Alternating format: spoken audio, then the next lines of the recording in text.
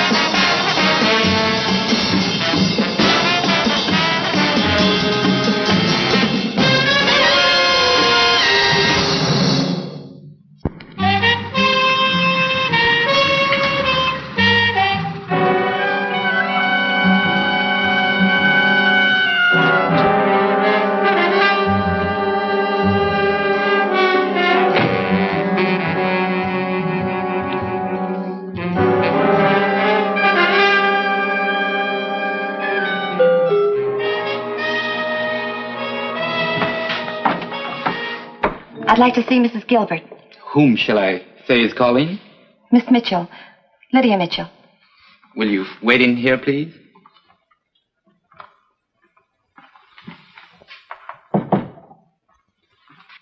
Excuse me, Miss Gilbert.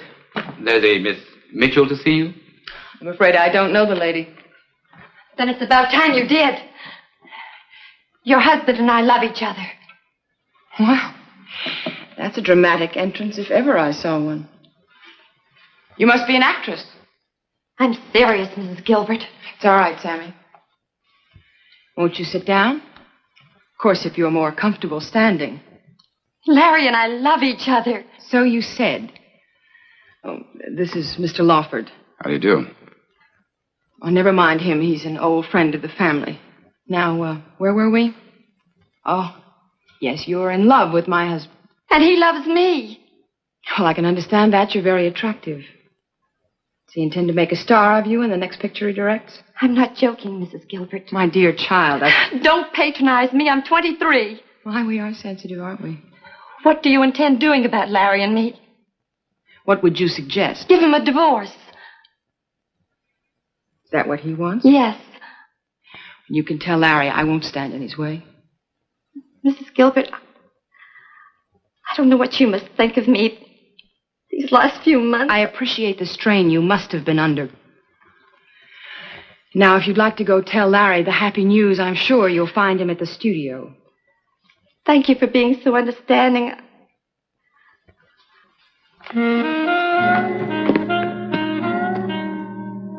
Well, Mr. Lawford, what do you think about that? I think you're the most wonderful woman in the world. And notify casting I'll need 30 dress extras for that nightclub scene. On second thought, make that 35, huh? Oh, and tell Wallace to be sure to...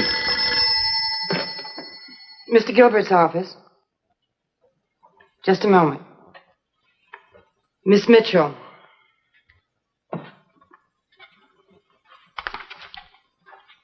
Yes, Lydia. I know you're busy, darling, but I had to call you. I just spoke to your wife, and it's all settled. She said she'd give you a divorce. She said what? She said that she wouldn't stand in our way. Now, let me get this straight. I told her we were in love and wanted to get married. You must be nuts. But, darling, isn't that what you wanted? Where did you get that crazy idea? Do me a favor, huh? Just don't ever bother me again. No, Larry. You can't do this to me. I'll go to the papers. I'll tell them all how you... Larry? Larry? No. Of all the crazy dames I ever met. Do you hear that? I heard enough. She's going to go to the papers. Janie, I give you my word, I didn't see the girl more than 5 or 6 times. You don't owe me any explanation, Mr. Gilbert. Oh, don't give me that Mr. Gilbert routine. The girl's insane. I'm at our own location in Tucson. We had dinner a couple of times. That's all there was to it. There must have been a little bit more. Lydia? Lydia, you up? It's me, honey. I got great news. I got the part, Lydia.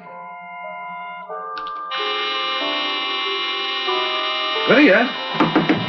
Lydia? What are you trying to do, Artie? Lydia!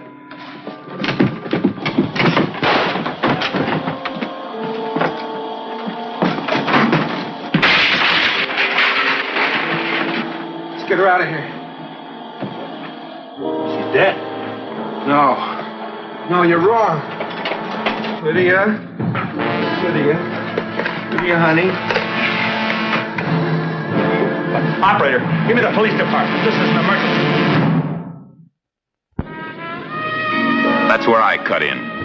A week after Lydia Mitchell was found dead in her apartment, I received a call from her father.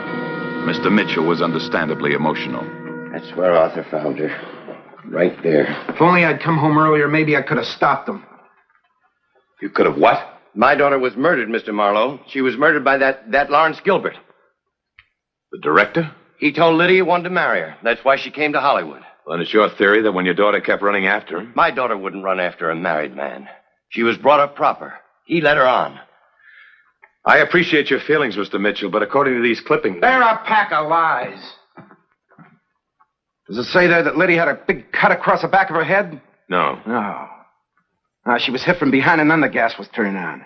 Why doesn't it say something there about Mr. Gilbert being here that night? Was he? Yeah. Yeah, I saw them together before I went out. He was screaming at her and he called her all kinds of dirty names. She was going to go to the papers. Did you tell this to the police, Mr. Wells? You know what the cops are like. I should.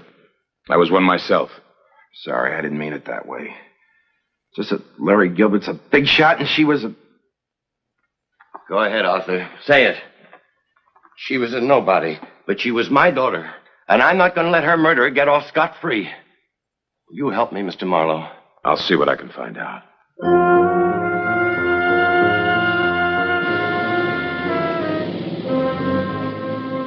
"15 minutes later, I was on the freeway headed downtown. I figured a small talk with Lieutenant Harris was indicated. When I walked in, Manny was making like a detective. He almost had me fooled. That's the same shoe, all right. He just had new heels put on. Oh, and speaking of heels... That's the kind of thing that killed vaudeville. I'd like to talk to you, Manny. See what Cooper has to say. What do you know about this? Well, they got their facts straight. It's the old story, an unvented gas heater. Any chance it was murder? Her father seems to think so. Well, now, from what I know about Papa, I don't think he's a graduate of Scotland Yard. She had a cut in the back of her head. Who says? Artie Wells, the boy who discovered the body. It was a bruise. She hit her head when she fell. Did you talk to Larry Gilbert? Just what are you getting at? According to Wells, Gilbert was in her apartment that night. He's lying. Gilbert hardly knew the girl. And what put you onto him? She kept a diary. And I imagine Mr. Gilbert was mentioned prominently. Now, if we believe 1/10 of the stuff she wrote, this was the greatest romance since Romeo and Juliet. The girl was a high-grade neurotic, Marlowe. I don't know what it is about this town that attracts him. Gilbert was just being nice to her, and she blew it up. And what do you call being nice to her?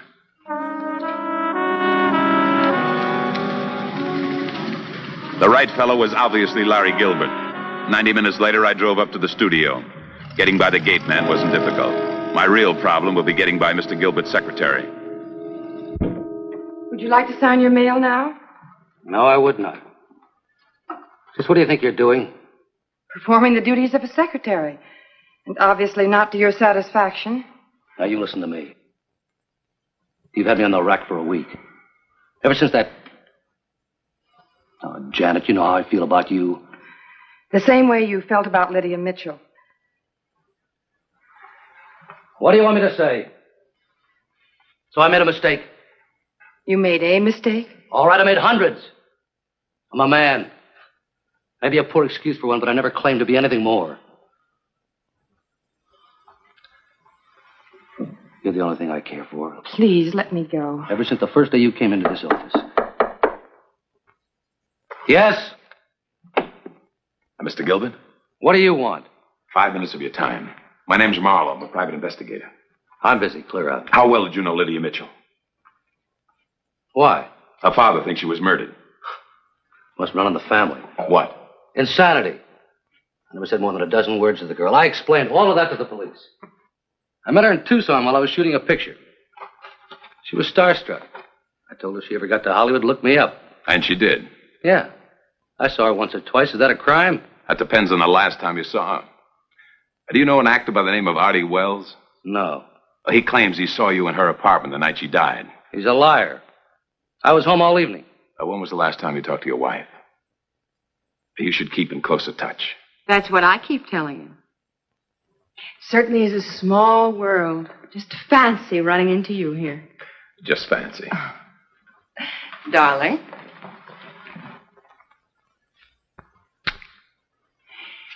How are you, Janet? Just fine. Where do you know him from? Mr. Marlowe? Oh, we met only an hour ago. He came by the house. For some strange reason, he was curious as to your whereabouts last Tuesday night. I told him I didn't really know, because you didn't get home till after 3 in the morning. Oh, did I say something wrong? Darling, ordinarily I wouldn't mind, but in front of strangers, really. Mr. Marlowe, do forgive him. I'm sure Janet will.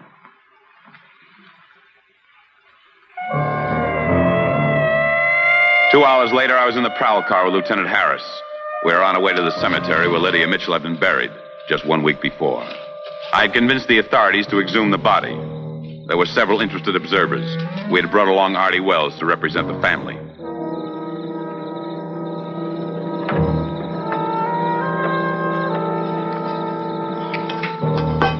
I'd have my head examined letting you talk me into this. I tell you, the girl was murdered, Manny. If Larry Gilbert had nothing to hide, why did he lie about seeing her that night? Open it up.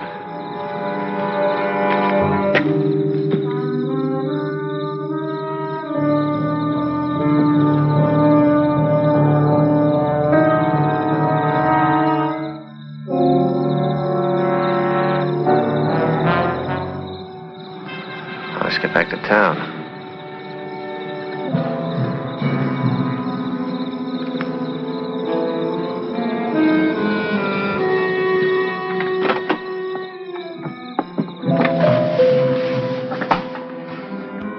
We'd like to see Mr. Gilbert. He's asleep. Wake him up. Really, Mr. Marlowe, and this is Lieutenant Harris, a police lieutenant. Will you step in there, please?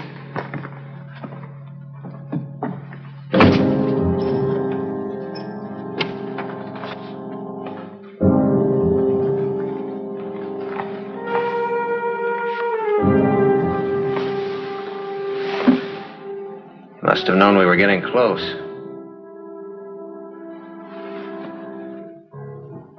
You think it was suicide? Well, don't you? No. And I bet when the boys from the crime lab get through here, you'll find it was murder. Take a look at that gun. He was a southpaw. Why would he break the habit of a lifetime now? How do you know he was left-handed? I saw him slap his wife.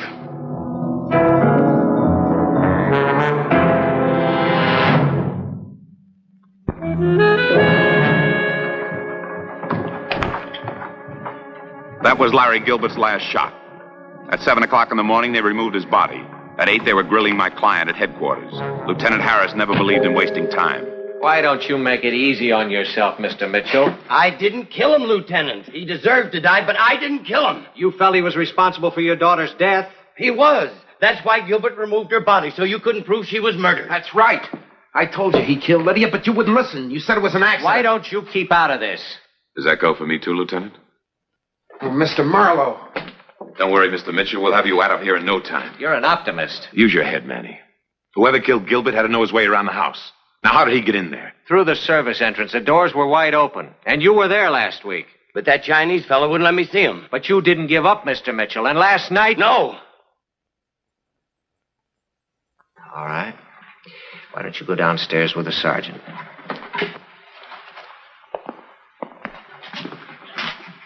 Don't worry, Mr. Mitchell. We'll get you out. Look, you got absolutely no right. Don't you run along, Mr. Wells.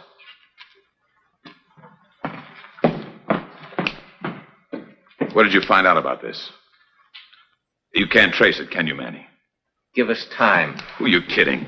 That thing dates back to the Spanish-American War. And you figure that gives your client an out? No, but Mitchell didn't kill him. Then who done it? I don't know. Can't believe I'm hearing right. All I know is there are a lot of loose ends. Who took Lydia Mitchell's body out of the casket? I thought we agreed it was Larry Gilbert. And what did he do with the body? It makes you stop and think, huh? Really, Mr. Marlowe, I'm afraid I can't tell you any more than I've already told the police. I'll put it right there, will you, Sammy? And that'll be all. Thank you. Would you do the honors? How do you like it? A touch of soda. It's funny you didn't hear the shot. I'm a very sound sleeper. Well, that's a sign of a spotless conscience. I have the feeling you don't approve of me, Mr. Marlowe. Don't let it worry you. I don't approve of myself. Who do you think killed your husband? I thought the police had accorded the honor to Mr. Mitchell. I happen to disagree with him. Oh, but then you're prejudiced. Can you think of anyone else who might have a motive? Well, there's always me. Or should I say I? How'd the two of you get along? Frankly, I loathed him. I married him for his money, you know. He was an extremely successful director, and I was a very, very poor actress. And in case you're wondering about the insurance money, he left me approximately... $315,000. You've been doing some research. A little. Then isn't it fortunate I did speak frankly? Anything else you'd like to know? Yeah. Like what happened to Lydia Mitchell's body? I don't know.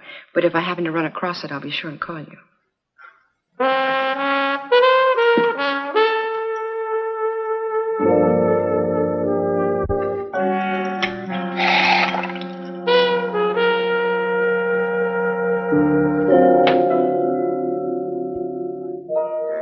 Two drinks later, I was ready to hit the road again. I can't say my meeting with Mrs. Gilbert was a big smash, but she had dropped a clue. Larry Gilbert hadn't found love at home. The question was, had he found it with Lydia Mitchell? There was one recognized authority on the subject.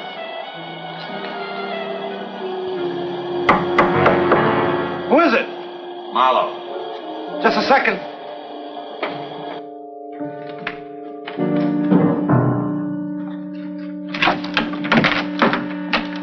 The landlady told me I'd find you in here. I'm just getting some of Mr. Mitchell's stuff together. You spend much time in here? It isn't very healthy. How long did you know Lydia? Since the first day she arrived in Hollywood. It's all that Larry Gilbert's doings. Sent her some money and a ticket. I know how you feel, Artie. But without him, you'd never have met her. Never thought of it that way. Who do you think killed him? Probably his wife. They're two of a kind. You're sure he was in this room the night she died? I'm positive. What's the idea? It's a little stuffy. Don't do anything foolish, Artie.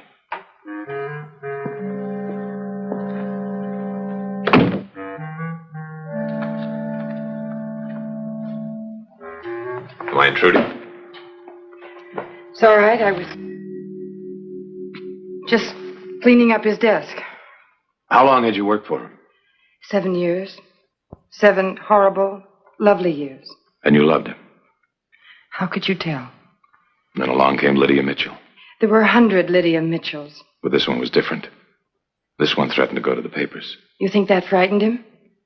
Then why did he kill her? Don't be a fool. Would you really like to know where he was the night she died? Yeah. He was with me. Does that surprise you? If you're telling me the truth, I think I know where she is. Just get out of here. Leave me alone. Get out of here.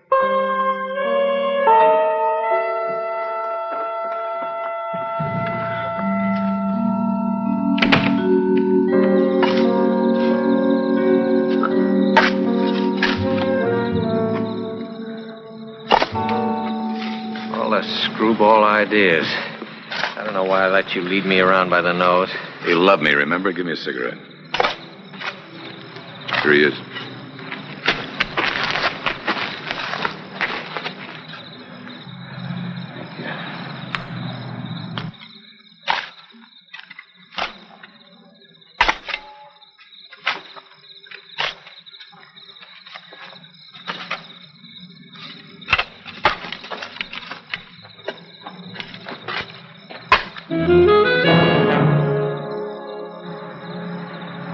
All right, open up the blanket. Lydia. I'll take him back to the car.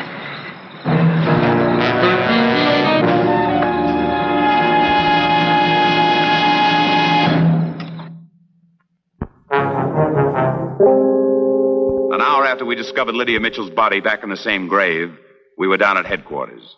We had picked up a passenger on the way. The man, I felt, made the wheels go round. You certainly removed Lydia's body. You're wrong, I swear. Why would I want to do a thing like that? Because you hated Gilbert and you wanted us to believe he killed her. He did kill her. No, Mr. Wells. Miss Mitchell was not murdered. There was a medical examiner on the phone just now. Her death was accidental, just as we said from the beginning. And Larry Gilbert had absolutely nothing to do with it. She was so much in love with him. And she didn't mean a thing to him. Just another girl. And I found her dead in the room that night. You tried to frame him. I hid her body in the woods near the cemetery till after he opened the grave. I put her back. I didn't think he was going to look there again. You expect me to say I'm sorry about Mr. Gilbert? No, he deserved everything. She had only looked at me the way she looked at him. Doesn't matter. Important thing is that she did like me. She did, you know. See these cufflinks? She gave them to me for my birthday.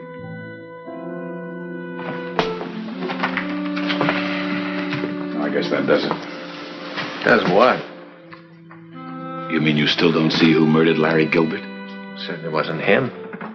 I suppose he's got an alibi. A pip. Larry Gilbert died around 10:30 last night. Just got this report from Cooper a little while ago. Remember where you were at 10:30? Yeah.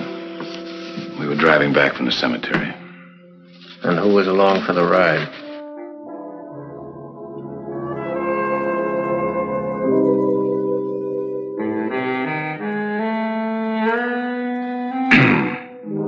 Don't mind me. Just carry on. I'll come back in the morning. Well, I wouldn't think of it. Why didn't Sammy announce you? I came in through the back. I didn't want to bother anybody. Well, how very considerate. I don't believe you've met Mr. Lawford. No, I don't think I have. How are you? Fine, thank you. You probably consider this in rather poor taste. Why? Well, I am supposed to be in mourning. Oh, I'd be a hypocrite. You told me you hated your husband. If nothing else, I am honest. But not completely. You didn't tell me about Lawford here. Now, see here, Marlowe. You've got a fine girl, Lawford. Rich, too. You know how much insurance her husband left? I've no idea. Sure you do. Didn't you go to the Trans World Insurance Company this afternoon and try to pass off as Mrs. Gilbert's representative? Or didn't you know? No. If you're quite through? Not nearly.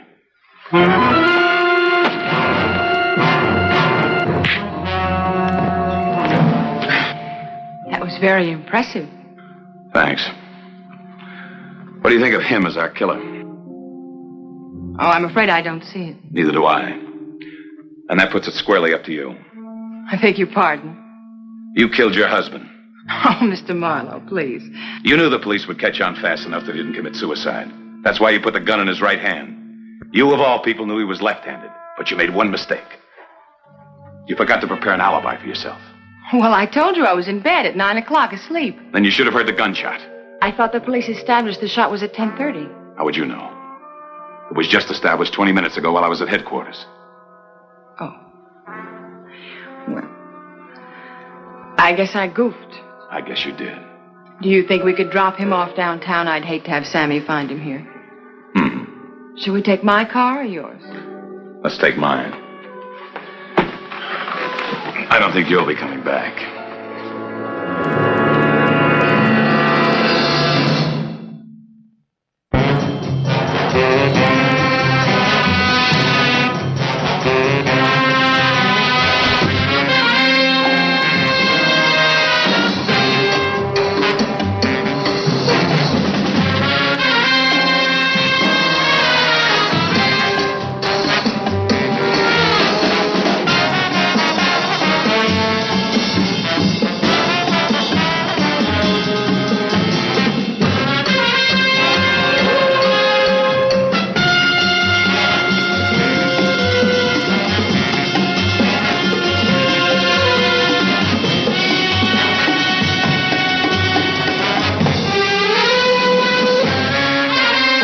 This has been a Mark Goodson, Bill Todman production in association with California National Production. Welcome back. Well, probably the most notable thing about this episode is we get an appearance by Connie Hines before she would land her big role, the one that she's most remembered for, and that, of course, is playing Wilbur Post's wife Carol on Mr. Ed. The series would make its debut in syndication less than a year later. Beyond that, the episode mixes some nods to the original Marlowe stories and the tropes of the late 1950s and early 60s private detectives. For example, Marlowe's line, "I don't approve of myself," was actually taken directly from The Big Sleep. And of course, Miriam is one of those cold as ice women that often inhabited Raymond Chandler's stories. However, because it was 1960, Marlowe did have to punch someone, even if it was some white-collar gold digger. I thought it was a nice twist that we learned, like within just a few minutes of the episode ending, that Marlowe had been wrong about the killer's identity. But then that leads to a rushed conclusion where you get a lot of guesswork and how could you know this sort of solution, which is a little cheap. But overall, I thought it was an enjoyable episode. All right, well, that will do it for now. Join us back here next time for another episode of Public Domain Video Theater. In the meantime, send your comments to box13@greatdetectives.net. Follow us on Twitter at Radio Detectives and become one of our friends on Facebook, facebook.com/Radio Detectives. And if you like these videos, you can become one of our patrons at patreon.com/Radio Detectives. From Boise, Idaho, this is your host, Adam Graham.